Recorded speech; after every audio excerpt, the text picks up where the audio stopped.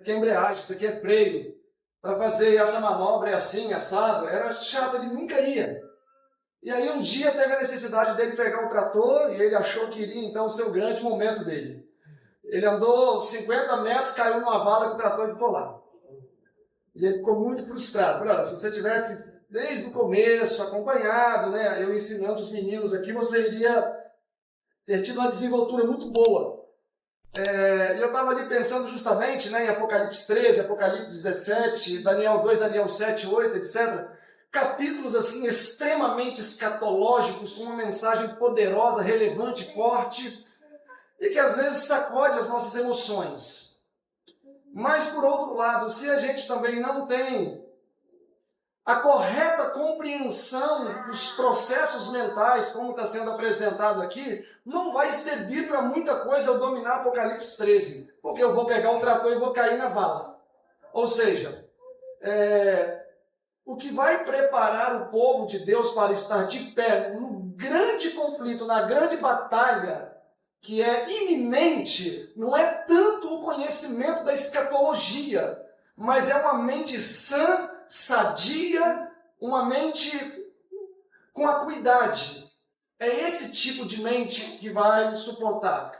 Porque nós conhecemos grandes personagens aí na história passada ou na história contemporânea que detêm um conhecimento extraordinário de tantos assuntos e que escorregam e caem. Ao passo que existem pessoas que a sua envergadura de conhecimento é muito menor, mas tem uma mente sã, uma mente precisa, tem crescido na graça.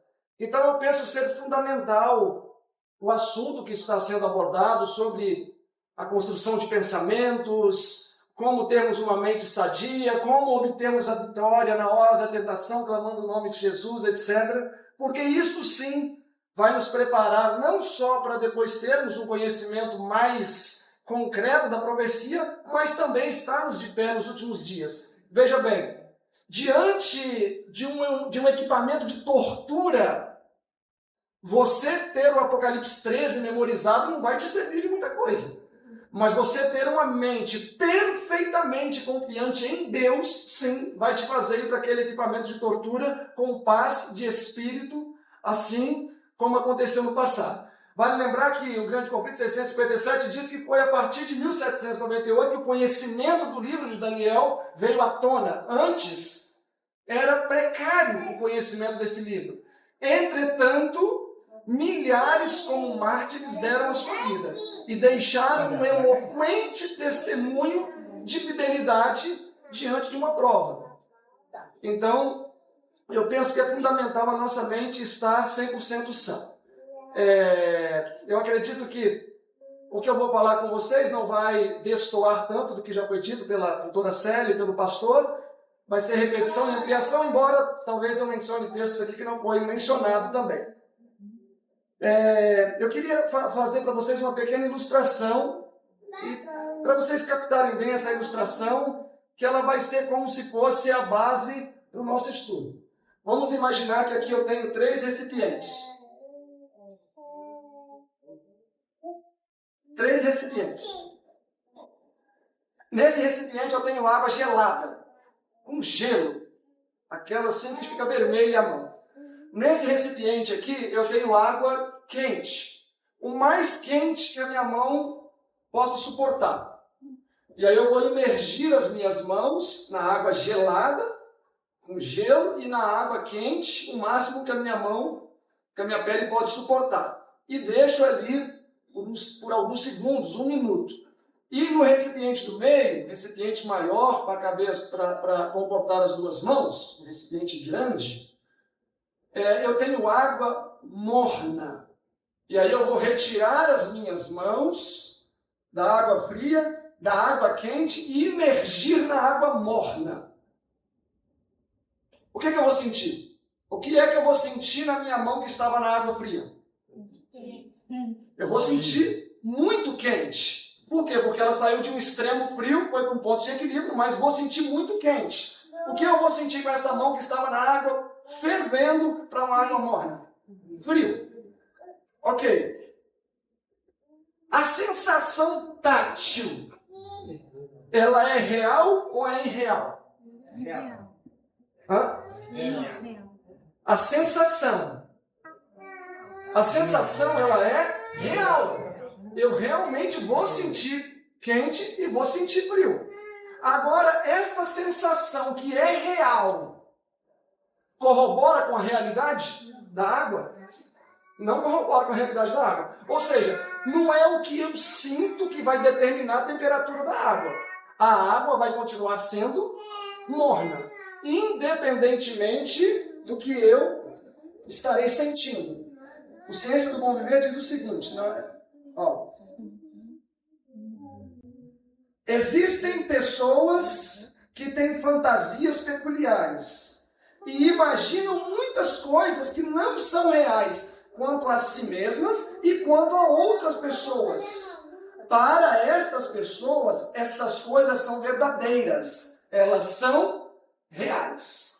Então a senhora vai estar falando que para essas pessoas aquilo que elas pensam de si ou de outros é verdadeiro, é real. Entretanto, o próprio texto diz que são coisas irreais. São coisas irreais. Irmãos, eu quero avançar com vocês na seguinte proposta. Os nossos pensamentos e sentimentos, em grande parte, embora entendamos que existe a nossa memória existencial, um grande banco de dados, mas os nossos pensamentos e sentimentos, e depois eu quero falar um pouco sobre isso também, mas eles em muitos casos são resultado do imediato. E sendo resultado do imediato, eles são precoces. E eles podem sim mentir para nós. Ao passo que eu posso estar sentindo que não é real, eu posso estar vendo que não é real. Então os nossos pensamentos e sentimentos não são confiáveis. Uma pessoa que confia 100% nos seus pensamentos e nos seus sentimentos, a pessoa pode se frustrar. A ilustração da água. A sensação tátil ali é real. Uma pessoa que sofre emocionalmente, o sofrimento é real. Às vezes a gente tenta dizer assim, nossa, mas isso aí é besteira, isso também não é assim. Eu não sei aqui quantos já sentiram dor emocional. Mas a dor emocional, ela é real, ainda que ela não tenha causa. Ou seja, o fato de não existir causa não mitiga o fato de a pessoa estar, de fato, sentindo dor. Tanto que não existem alguns transtornos que a pessoa inflige sofrimento físico para poder aliviar a dor emocional. Ou seja, para essas pessoas, a dor física dói menos do que a dor emocional. Então é muito comum você ver pessoas com os braços cortados, com o corpo cortado, porque quando ela submete o seu corpo à dor física, traz alívio à dor emocional. Então o fato de não ser real não quer dizer que não exista sofrimento. Não quer dizer que não exista dor. Por isso nós não podemos menosprezar uma pessoa que sofre por dores emocionais. Isso é real. Olhem só comigo esse texto aqui do Ciência do Bom Viver, página 240. Diz assim: a doença é muitas vezes produzida e com frequência grandemente agravada por nossa imaginação. O livro CSS, Conselho sobre Saúde, 342 diz: 90% das doenças têm origem na mente. Então o texto aqui está dizendo que a doença é muitas vezes produzida e com frequência grandemente agravada pela imaginação. Muitos que atravessam a vida como pessoas inválidas poderiam ser sãs se tão somente pensassem que eram sãs.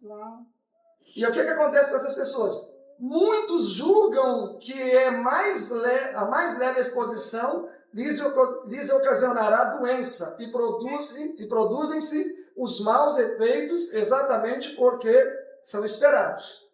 Muitas pessoas descem à sepultura por doenças de origem inteiramente imaginária.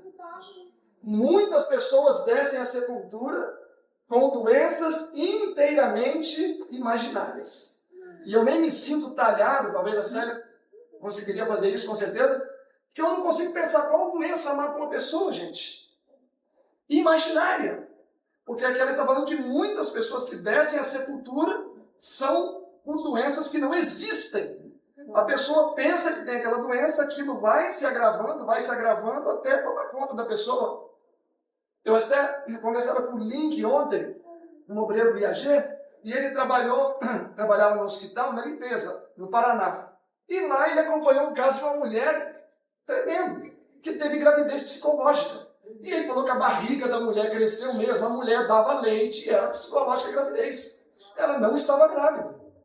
Então a nossa mente tem um poder tremendo. E se a gente não começa, no mínimo, a questionar um pouquinho as coisas, a nossa mente tem potencial para nos elevar, mas também tem um grande potencial para nos destruir. O texto diz o quê? Muitas pessoas que poderiam ter tido uma vida normal passam a vida inteira como inválidas, simplesmente porque assim criam que é. Que tremendo, que tremendo. Amados, nós precisamos começar a questionar. Nós precisamos começar a questionar a realidade daquilo que eu creio. Porque a realidade e a imaginação trafegam juntas na mesma rodovia. Até foi dito sobre as faculdades superiores, as faculdades inferiores, a inversão que houve nisso, né? Eclesiastes 7:29 diz, eis tão somente que eu achei que Deus fez o homem reto, mas eles buscaram as suas astúcias. Deus fez o homem perfeito. Gênesis 2:16, e ordenou o Senhor Deus dizendo ao homem, de toda a árvore do jardim comerás livremente, mas da árvore que está no meio do jardim não comerás. Verso 17, porque no dia em que dela comeres, certamente morrerás ou morrendo morrerás. O homem entraria no processo de morte. É claro que houve então uma inversão de valores, como o pastor já mencionou, e o homem passou a agir baseado nos seus sentimentos, em grande parte, e não na razão, no campo onde se predomina as nossas decisões. E aí nós temos dificuldade de distinguir o que é real ou o que é uma fantasia da nossa mente. Quantos pensamentos o ser humano produz em média por dia? Alguém sabe? Quantos pensamentos? As mulheres produzem um pouco mais, cerca de 2.000 a mais do que os homens. Mas, no geral, é de 12 a 16 mil pensamentos por dia o ser humano produz. Uma quantidade gigantesca. Aí eu pergunto, quantos por cento disso é verdadeiro e quantos por cento não passa de alucinações da nossa mente? Então, o homem passou a agir baseado nas suas emoções. Eu quero fazer uma pergunta para vocês. Eu vou contar uma história e depois eu quero que vocês me respondam a pergunta. Eu sempre fui descuidado com o meu caderno. Quando eu era criança, o meu caderno tinha tanta orelha que a minha mãe falava assim, meu filho, parece um repolho esse caderno. Era redondo. E a minha irmã pintava demais do caderno. Era assim, no final do período parecia que era novo. E um dia minha mãe falou isso, não falou nada do meu, elogiou da minha irmã. A hora que a minha mãe saiu, eu fui lá, peguei o caderno da minha irmã, rasguei ele todo, joguei no chão, falei, é isso aí. Me ofendeu, é isso que vai ter. Mas eu queria fazer uma pergunta para vocês. Eu fui ofendido ou eu me senti ofendido? Eu me senti ofendido. Eu não vou nem entrar muito nesse ponto, embora eu goste desse assunto. Eu me senti ofendido onde não houve ofensa. Então, vocês concordam comigo que sentir-se ofendido e ser de fato ofendido, existe um hiato, um período assim muito grande. Tanto que a própria história de Caim e Abel, né, o pastor explanou o verso 7, né? Se bem fizeres o excesso, será aceito, se não fizeres o bem, o pecado já pode, sobre ti será seu desejo, mas sobre ele deve dominar. Os dois versos anteriores, Deus disse assim, Caim, por que decaiu-se o seu semblante e você se ofendeu? Se bem fizeres no excesso, serás aceito. Interessante que Caim ofendeu-se contra quem? Contra Abel. Abel fez alguma coisa com Caim? Foi Deus que escolheu Abel em detrimento de Caim. Abel não tinha nada a ver com a história. E qual foi o resultado? 4:8. E estando os dois no campo, eis que Caim levantou-se contra o seu irmão Abel e o matou. Pergunto, com base em que Caim matou Abel? Ele matou Abel com base em um sentimento não real. Porque em momento algum Abel havia ofendido Caim. Então ele acreditou nas insinuações da sua própria mente. E o resultado foi que ele tirou a vida de uma pessoa. Então, amados, aquilo que eu sinto nem sempre reflete a realidade dos fatos. Eu posso estar sentindo uma coisa que está em total dissonância com a realidade e agir e viver baseado naquilo como se aquilo fosse uma verdade plena, uma verdade absoluta. E isso é tão verdade que quando a gente olha lá para o começo de tudo, Gênesis 3, verso 4, e disse a mulher serpente, Deus falou que a gente pode comer de toda a árvore do jardim, só não pode nem comer e nem tocar naquela dali. O Sr. White diz assim, comentando isso. Eva exagerou a ordem de Deus. Isso aqui já é interessante. Por quê? Porque cada pessoa tem uma personalidade. Cada ser humano tem uma personalidade. Cada ser humano tem uma maneira em que ele armazena dados na sua mente. Cada ser humano vai armazenar com uma intensidade ou com uma outra intensidade. Então, uma mesma informação, talvez o Faustino pode reproduzir de uma maneira, por causa da personalidade dele mais introspecta, e uma pessoa mais enérgica pode transmitir a mesma informação de maneira diferente. É por isso que precisa existir habilidade na comunicação assertiva para a gente não acrescentar não só palavras, que foi o que Eva fez, mas também não acrescentar sentimentos. Porque talvez eu possa falar assim, poxa, nossa, Faustino atrasou de novo, e falar assim de uma maneira muito leve, descontraída, e aí o Lucas ouve, chega e fala assim, Faustino, ele não está falando mal de você. O que foi? Ele falou assim, ó, mas Faustino atrasou de novo. Já destoou totalmente a informação. E se a gente não tomar cuidado, a gente faz isso o tempo todo. Eva acrescentou a ordem de Deus. Ele havia dito a Adão e Eva, da árvore do conhecimento do bem e do mal não comerás, porque no dia em que dela comeres, certamente morrerás. Na discussão de Eva com a serpente, ela acrescentou, nem tocareis nele. Aqui apareceu a sutileza da serpente. Esse acréscimo de Eva deu a ele vantagem. Um pequeno acréscimo e a consequência é que estamos aqui até hoje. Deus disse, ok, esse acréscimo de Eva deu-lhe vantagem. Colheu do fruto e o colocou na mão de Eva, usando as próprias palavras de Eva.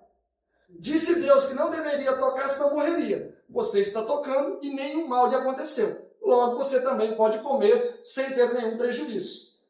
Irmãos, nós sabemos, né?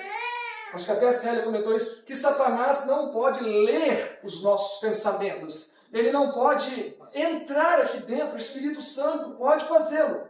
Mas vocês sabem como isso aqui pode ser interpretado?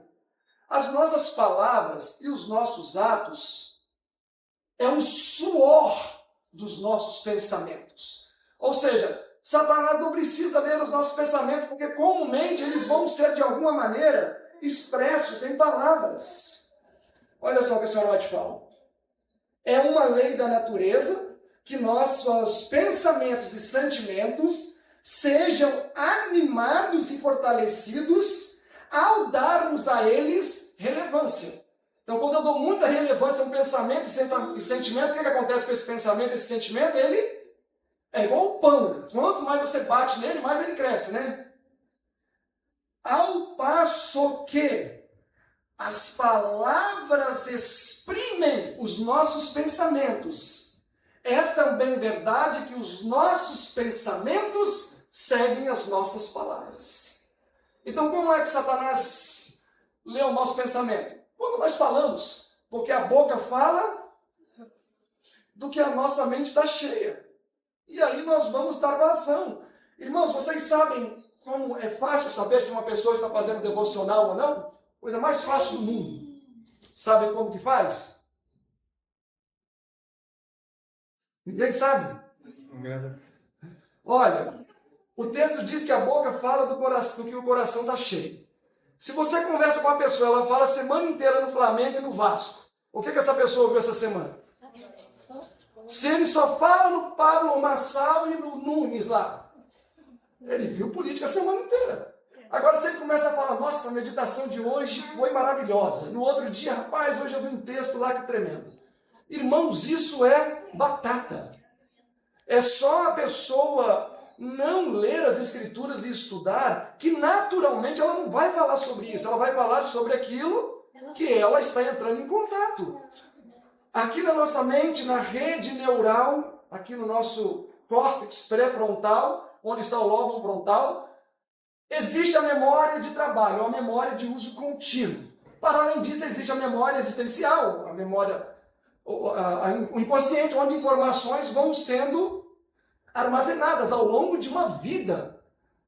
Mas o que acontece com a nossa memória de uso contínuo? Até o nome já diz. Geralmente são informações, como diz o texto, que nós animamos mais e elas ficam aqui bem facinho, você não tem dificuldade de lembrar. Você mal tentou pensar, ela já está ali. Então, se uma pessoa fica expondo-se a lixo diariamente, o que vai acontecer com a memória de uso contínuo desta pessoa? Vai ter coisa boa ou coisa ruim ali? Coisa ruim. Irmãos, uma coisa que eu achei interessante, avaliando, especialmente o livro Mente, Caráter e Personalidade, e também o Orientação da Criança, que eu quero ler depois um fragmento aqui, é que a vitória sobre o pecado, né, que comumente falamos, de fato é algo quase que fisiológico na mente. Em que sentido eu digo que é quase fisiológico? Eu pergunto, quando Judas chegou pela última vez lá e foi falar com Jesus, qual foi a resposta? Como que Jesus dirigiu-se a Judas?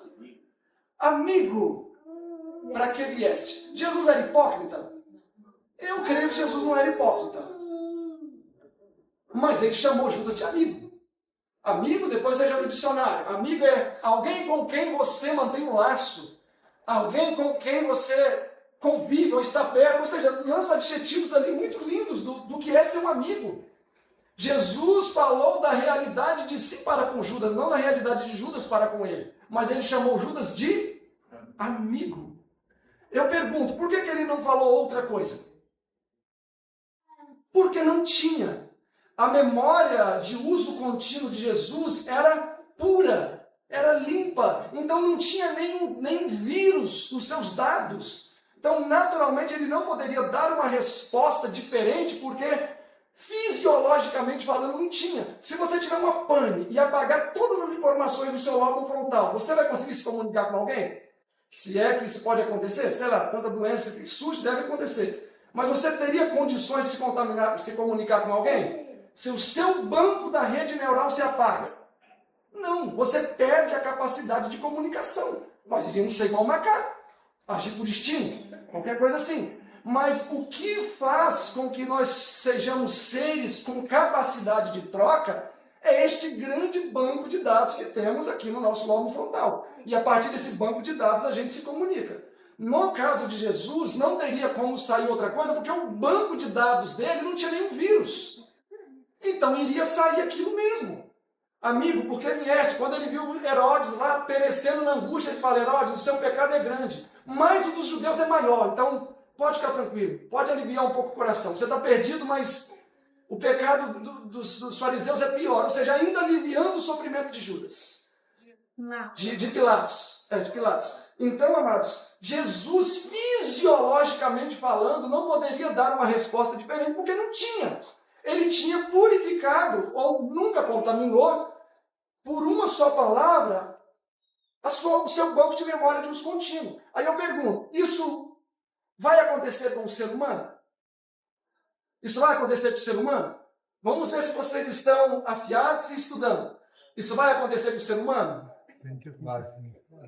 Grande conflito 620, primeiro parágrafo diz: ao passo que os santos sentem uma sensação de indignidade, não conseguem lembrar-se de nenhum pecado para confessar. Por que eles não vão se lembrar de nenhum pecado para confessar? Porque eles purificaram a memória de uso contínuo deles. Não tem nada de negativo registrado ali. Eles vão procurar, mas será que eu não fui mal criado? Será que eu não desejei nenhuma irmã? Será que eu não quis roubar? Não vai ter nada. Eles vão ter purificado a memória de uso contínuo deles. Não vai ter um dado negativo ali. Porque se tiver dados negativos, o que vai acontecer?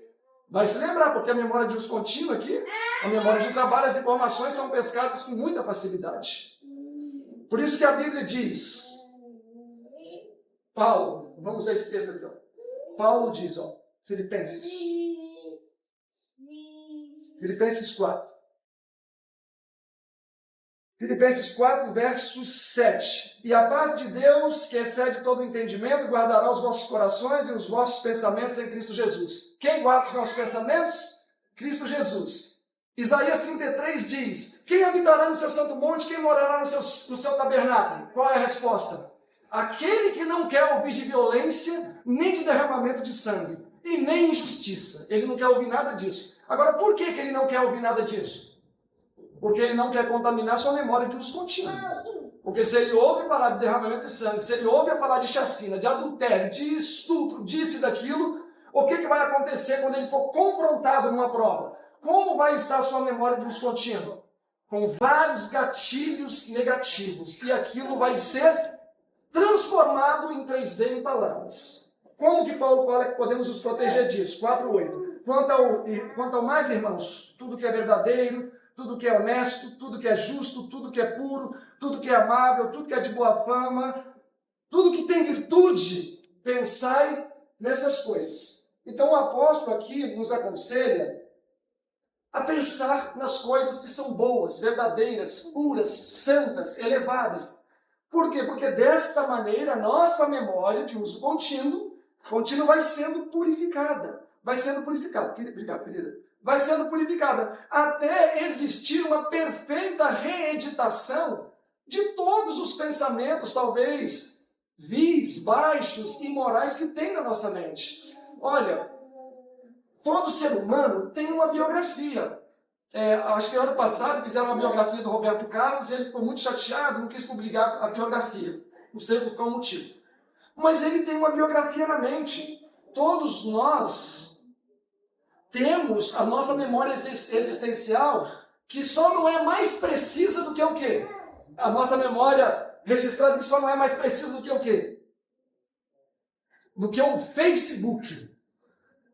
Porque o Facebook e o Instagram conseguem nos mapear melhor do que nós mesmos. Sabiam disso? Você clica ali, eles vão te montando um perfil, e depois no final do ano você vê, nossa, esse sou eu. Imprime ali o que somos com muita verdade, né? Se eu vi muito carro, se eu vi muito isso, se eu vi muito aquilo, vai estar registrado ali. Mas nós temos um biógrafo na mente também. Esse biógrafo na mente, ele não descansa, ele trabalha o tempo todo. Ele trabalha o tempo todo. Recentemente eu vi a história de uma criança, eu não sei que tamanho, que a pessoa falou que era uma criança pequena, que foi a uma loja com a mãe.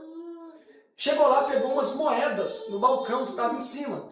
E aí a pessoa que trabalhava ali brigou com a criança, chamou a mãe da criança, falou, olha, ela roubou as moedas aqui, era uma menina. E aí a mãe ficou envergonhada, e veio outro vendedor e fez ali uma situação delicada. Aí a mãe, muito envergonhada, começou a brigar com aquela criança, pegou a criança pela mão e foi embora. E aí chegou em casa, o pai viu a mãe muito agitada, falou, olha, essa menina me fez passar uma vergonha hoje. E aí o pai olhou para a menina, tadinha, que só tinha olho na cara, não tinha mais nada, tão assustada que estava. E aí ele perguntou o que aconteceu, falou, olha, ela roubou dinheiro lá, essa menina vai ser uma ladra. E aí o pai pensou, eu preciso fazer algo urgente, ou isso aí vai traumatizar essa criança e a memória dela vai ficar prejudicada, sensação de culpa, etc. E ele agiu rápido, ele perguntou quanto que ela pegou lá. Tanto de moeda. Aí ele pegou, foi na carteira e deu 10 vezes mais e deu na mão dela. Ele falou, olha, minha filha, eu tenho mais medo de perder do que você se tornar uma ladra. Aí a criança ficou calma, E o pai foi trabalhando com o tempo. E depois ela maior, com 15 anos, ela fez um agradecimento especial para o pai. E ela falou assim, no meu dia de maior dor, de maior vexame, de maior vergonha, o Senhor, pai, mostrou para mim que eu era mais importante do que os meus atos, mesmo que sejam maus os meus atos. E eu nunca vou esquecer isso. Então aquele pai agiu rápido e conseguiu fazer com que um trauma não fosse gerado. João 3,16, porque Deus amou o mundo de tal maneira que deu seu Filho unigênito para que todo aquele que nele crê não pereça, mas tenha vida eterna. Então o homem merecia o quê? A morte. Deus no ato ali, ele interviu e falou o quê? Não, eu vou pagar. Romanos 5,10. Nisto é manifesto o amor de Deus, em que Deus morreu por nós, enviou Jesus por nós, e morreu por nós quando nós éramos ainda pecadores. Então nós éramos essa criança que roubou as moedas, e Deus não nos deixou a nossa própria sorte. Ele sabia que aquilo ali poderia fazer com que essa criança crescesse com um sentimento de culpa. Irmãos, vocês sabiam que o sentimento de culpa destrói a utilidade de uma pessoa durante a vida inteira? Vocês sabiam disso? Olha só o que diz a orientação da criança. O que uma criança ouve pode produzir impressões profundas na sua mente que circunstância alguma poderá retirar. Uma criança que ouve, o que uma criança ouve pode produzir profundas impressões na sua mente que circunstância alguma poderá retirar. Então, às vezes, nós vemos um adulto destruído por causa das moedas que ele pegou quando era pequena e a mãe não teve sabedoria para lidar. Nesse caso, teve um pai com sabedoria. Amados, o livro Lar Adventista, página 38, diz que uma palavra, esse texto, eu vou falar para vocês, sem falsa demagogia, é um dos textos da Senhora White que mais me dá medo, porque ali diz que uma palavra pode tirar uma pessoa do céu. Uma palavra. Eu também não sei tanto como isso pode se processar. Mas uma palavra pode tirar uma pessoa do céu, pode arruinar a vida de uma pessoa. Porque aquilo vai ficar registrado na mente da pessoa. E quanto mais sensível a pessoa for, mais profundo vai ser aquele trauma. E se for curado, na menor das hipóteses, vai ficar como uma cicatriz. Deixa eu só dar uma hidratada aqui na minha garganta.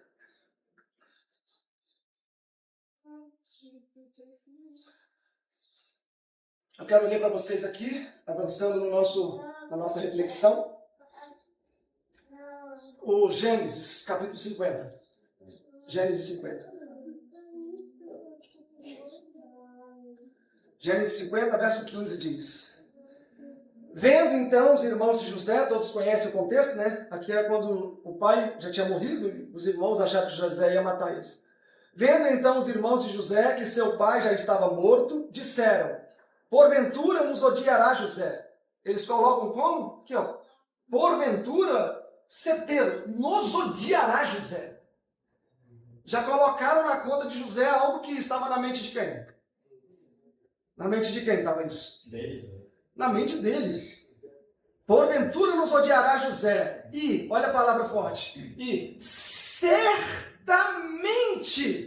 ele há de retribuir contra nós todo o mal que fizemos.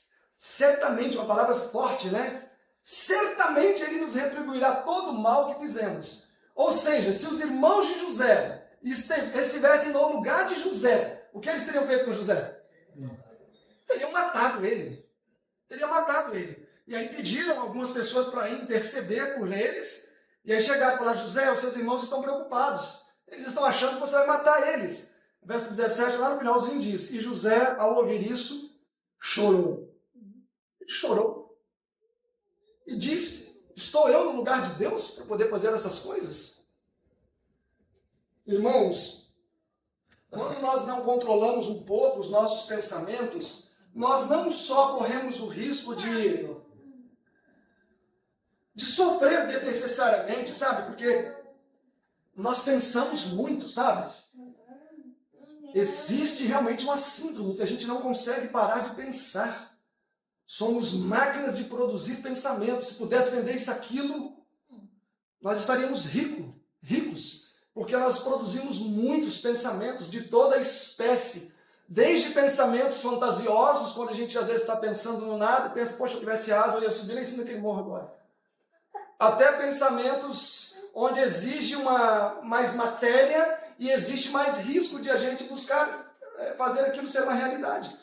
O problema é que quando nós devagamos muito nos nossos pensamentos, não é só nós que sofremos. Olha o que o Sr. White diz assim. Uma ação errada pela repetição frequente vai deixar uma impressão perene na nossa mente e também na mente daqueles que estivermos associados. Então o problema atinge só a mim? Vou ler de novo. Uma ação errada pela repetição frequente, aí é o que está aqui no lado de cá, atos repetidos em dado sentido tornam-se hábitos. Uma coisa que fazemos uma vez, somos mais aptos a fazer uma segunda vez. Uma ação errada pela repetição frequente deixa uma impressão perene na mente de quem a pratica e também na mente daqueles que convivem com essa pessoa. Então as nossas loucuras e os nossos desvaneios não é uma semente que floresce só no jardim do meu coração. Isso também floresce no coração de quem me cerca. E isso é tão verdade que está aqui no Desejado de Todas as Nações, sobre João Batista, página 214, diz o seguinte: a vida de João Batista fora muito ativa e as sombras e a inatividade da prisão pesavam fortemente sobre ele. Ao passar semana após semana sem trazer nenhuma mudança, ele ficou muito desanimado. Seus discípulos não o abandonaram. Foi permitido que eles fizessem visitas a ele. Mas olha só, os discípulos indagavam com João: João, se esse novo mestre é o Messias, por que ele não faz nada para você ser solto? Amados, isso aqui é amigo da onça, mas é claro que quando a gente está no nosso momento de fragilidade, a gente gosta de ouvir isso, né? A gente gosta de ter palavras de simpatia. Mas esse pensamento estava na mente de quem? De Satanás e dos discípulos de João. E agora o que esses discípulos estão fazendo? Estão fazendo o que com esses pensamentos? Transferindo para o outro, que está numa situação vulnerável. Então, isso aqui é muito triste. E não pensem que talvez nós não fazemos isso, porque se a gente não vigia, nós nos tornamos, sim, instrumentos do inimigo para poder arruinar aquele que já está ruim. Nós nos tornamos, sim, infelizmente, nós corremos o risco de nos tornar inimigos de Cristo, levando outros a sofrer. Como pode ele permitir que você, que foi o seu fiel precursor, ser privado da liberdade e, quem sabe, da vida? Estas perguntas não deixaram de produzir efeito. Dúvidas e questionamentos que, do contrário, nunca teria surgido na mente de João Batista, começaram a surgir. Então a sementinha começou a germinar. Satanás, então, regozijou-se ao ouvir as palavras desses discípulos. Uau, que tremendo. Quando a gente não controla os nossos próprios pensamentos, irmãos, quisera eu ter palavras eloquentes o suficiente para poder alcançar o entendimento de cada um aqui, para nós entendermos o quanto é perigoso o que vinha aqui, a gente deixa sair na nossa mente no ouvido do outro. Amados, um pensamento, ele pode sim ser um pensamento antigo da infância, quando eu plantei o meu bananal lá no Espírito Santo, que eu tomava conta sozinho, de 10 mil pés de banana, faz parte da minha memória existencial. Entretanto, a maior parte dos pensamentos que compõem os nossos diálogos dinâmicos, contemporâneos, imediatos, não é do passado. Eu sei que tem pessoas que gostam de museu, vivem do passado, mas não é a maioria. A maioria dos nossos diálogos não tem a ver com coisas mais contemporâneas. Comumente assim. A gente discute sobre os acontecimentos atuais, no lar. É a situação é o carro que quebra, é a criança que machuca, é isso. Então os nossos diálogos, eles são muito contemporâneos. Em algum momento, às vezes a gente vai no passado, pinça alguma coisa, mas no geral é contemporâneo. Se é contemporâneo, são pensamentos maduros ou pensamentos jovens? Pensamentos jovens. Por quê? Se eu chego e falo assim, irmãos, não vou nem usar ninguém como exemplo para não ser um exemplo feio, mas falo, olha, irmãos, aquele irmão nosso lá que todo mundo conhece matou os 3 filhos, sabia? É uma informação nova. E se isso fosse verdade, com certeza vocês já estariam produzindo nesse momento o quê? Pensamentos. Nossa, será que é por isso que aquele dia ele falou assim? Será que é por isso? Nós vamos começar a produzir pensamentos. 1 minuto depois que vocês começaram a produzir pensamentos, esse pensamento só vai ter 1 minuto. E o que muitas vezes a gente faz com esse pensamento de 1 minuto? A gente sai da cadeira do avião e fala, senta aí, pode pilotar o avião. Pode pilotar o avião. Ou seja, pilota a minha central. Pode tomar controle da minha mente. Aí você vai ver o pensamento tem quanto tempo? 5 minutos? 10 minutos? Vocês estão entendendo? Eu não estou me fazendo entender. É perigoso a gente permitir que um pensamento precoce guie a nossa aeronave. João Batista, ele não ficou preso muito tempo. Os discípulos foram e falaram o que falaram. Gerou dúvida. Logo depois, ele começou a questionar. Então, os pensamentos de João Batista, que ele estava permitindo conduzir a sua aeronave, não era pensamento de 1 ano, era pensamento de dias. E ele permitiu, ele falou, não, pode sentar aí na central e pode conduzir. Pensamentos de 2, 3 dias. E qual era o resultado? O profeta do deserto ao profeta do deserto, tudo isso se afigurava muito misterioso. Alguns momentos ele podia ouvir o sussurro dos demônios, que lhe torturava a alma. E então começou a questionar-se. Será que o tão longamente libertador ainda não chegou? Ele começou a fazer o quê? Deixar os pensamentos dele dirigir um avião. Irmãos, quantos aqui têm coragem de viajar numa aeronave grande com o nosso amiguinho aqui dirigindo o avião? Quantos aqui tem? Ninguém? Nem a mamãe eu acho que teria coragem. Mas por que às vezes a gente deixa os nossos pensamentos dirigir a nossa aeronave da mente? E conduzir a nossa vida? Isso acontece. João Batista fez isso. Se João Batista fez isso, eu imagino que pode ser que a gente faça também. Ok, seguindo aqui. Então, o que significa a mensagem que eu fui impelido a anunciar? Se este não é o Messias, o que significa a mensagem que eu fui impelido a anunciar? João sentiu-se cruelmente decepcionado com os resultados da sua missão. E ele permitiu que, por um momento, a sua aeronave fosse dirigida por esses pensamentos. Amados, os nossos pensamentos não são confiáveis.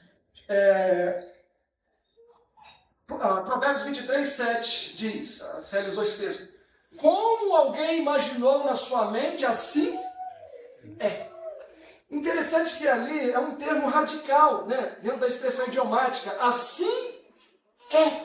Não é diferente. Ou seja, quem é que determina para nós a verdade? Nós mesmos. Porque como imaginou no seu coração, assim é. Jeremias 17, 9 diz o quê? Enganosa é a nossa mente. É perigoso confiar na mente. Olha Ezequiel 28, para vocês verem aqui alguém que acabou caindo nisso. Que acabou caindo na ideia de Provérbios 23, 7. Ezequiel 28.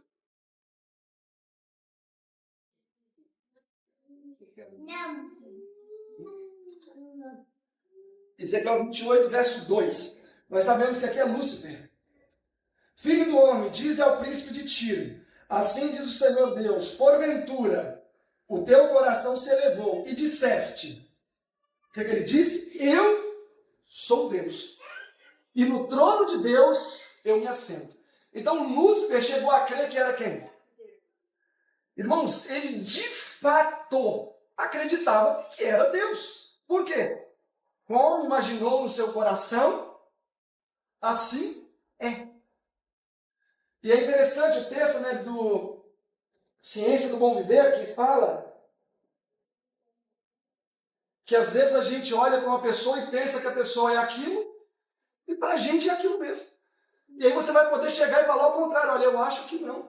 Eu até gosto de usar o exemplo do Helder, e como ele está aqui, eu posso falar mal dele. Que uma pessoa uma vez falou assim, Silverino, eu não conhecia esse lado do Helder. Eu falei, como assim? Ele é muito agressivo. Aí eu olhei para a pessoa assim, era uma pessoa que trabalhou com a gente. Eu falei, você está falando sério não, né? Claro, você não percebeu. Eu pensei, olha, que eu falei, por que não percebeu, meu irmão? Por que não percebeu foi você.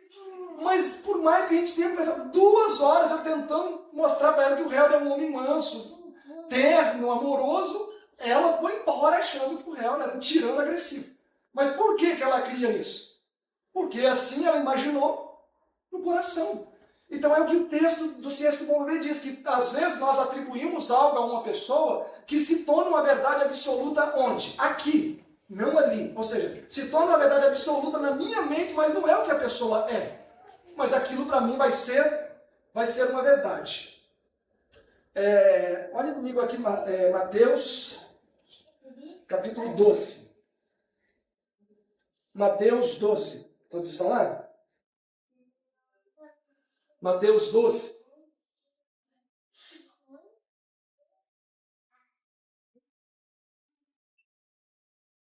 Pega mais uma Bíblia, por gentileza. Mateus 12, verso 33.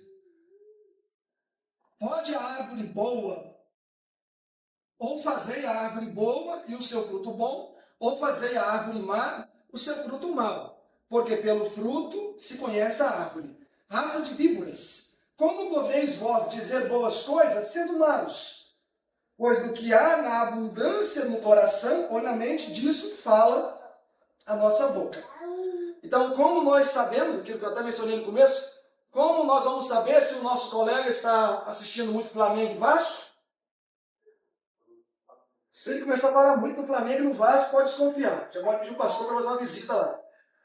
Verso 35, o homem bom tira boas coisas do bom tesouro da sua mente. O homem mau tira coisas más do mau tesouro da sua mente.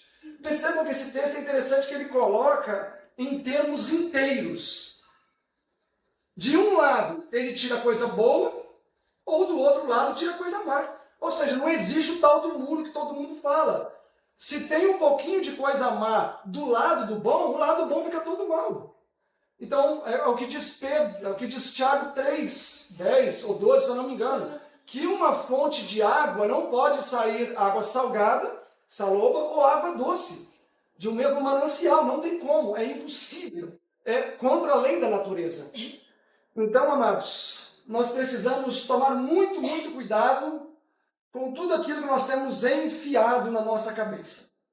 Porque isso vai produzir fruto mais cedo ou mais tarde. Não tenham dúvidas disso.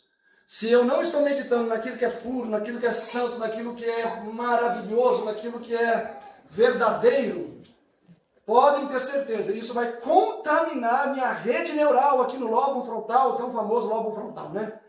Onde o Espírito Santo fala conosco.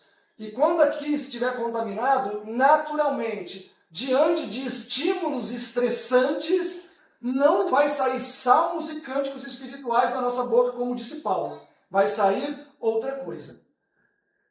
Então, partindo deste ponto de vista, para que uma pessoa alcance a pureza de lábios, porque tem um texto ali que a senhora White fala, que nós não deveríamos pronunciar nunca uma só palavra torpe ou de baixa moral. Uma só palavra. Não 2, não 3. E às vezes a gente tem que tomar cuidado, porque senão até, sei lá, até palavras que a gente deveria pensar. Às vezes pregando alguém pode falar assim, nossa, mas eu tinha um amigo que era muito sacana. Aí, será que para um cristão a palavra sacana é uma palavra boa de estar no nosso vocabulário ou não? Enfim, mas se a minha mente não estiver plenamente purificada, aqui ó, na memória de uso contínuo, na minha memória de trabalho, onde eu tenho as informações com as quais eu vou me comunicar, com as quais eu vou ser gente, se aqui não estiver puro, certamente não vai sair coisa boa. Vai sair história misturada com coisa mais ou menos.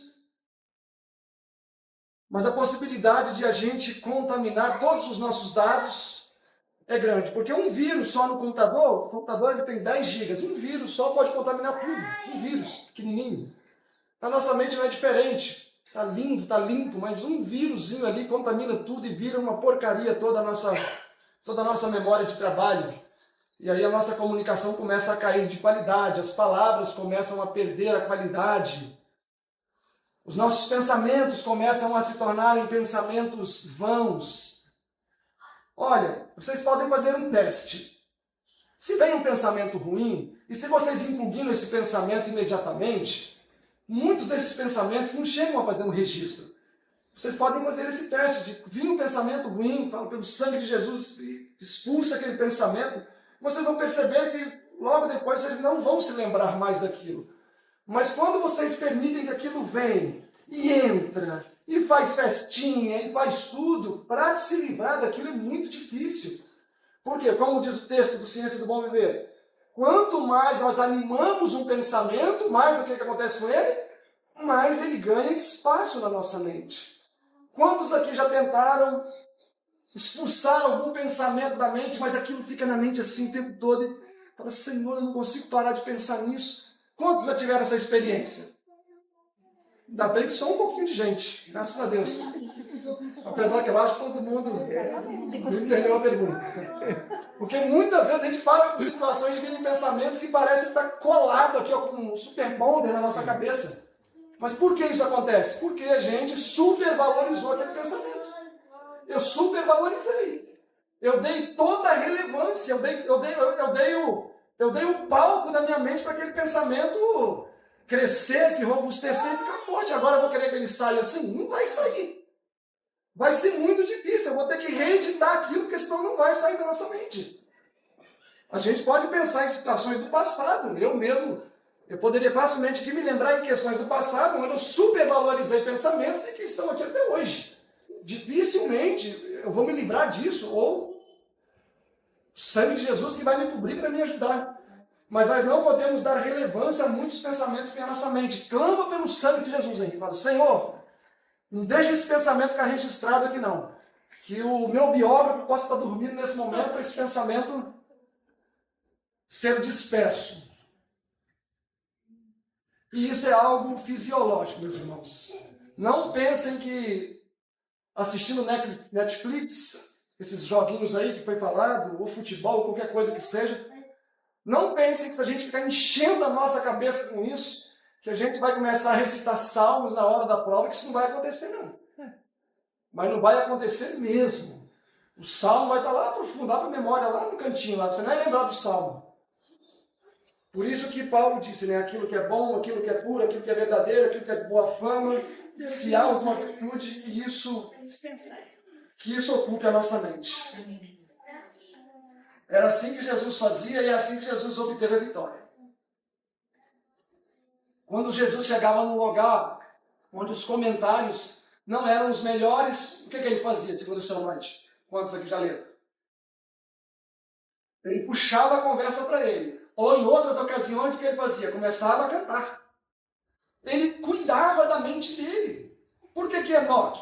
O senhor Enoque fala que Enoque, às vezes, em alguma viagem, ele sabia que aquela cidade era um centro muito corrupto. Ela fala que ele dava a volta por fora da cidade e seguia a jornada dele.